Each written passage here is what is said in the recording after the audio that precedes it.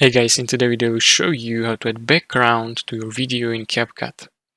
Open CapCut, import the main video clip to which you want to add new background.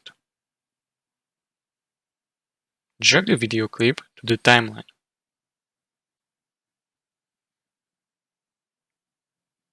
Now navigate to the video cutoff section and select cutout and use this feature remove the existing background from your video.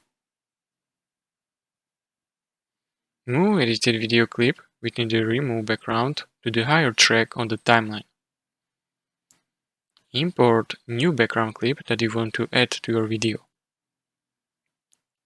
Now drag new background clip to the timeline, placing it on the lower track. Ensure new background aligns with the duration of your video.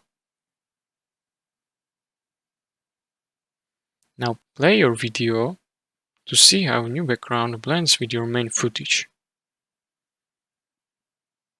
Make any necessary adjustment to the positioning or duration for seamless integration. And once you are satisfied with the result, proceed to export your edit video.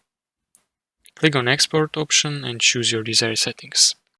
And if you found this tutorial helpful, please consider subscribing and liking video.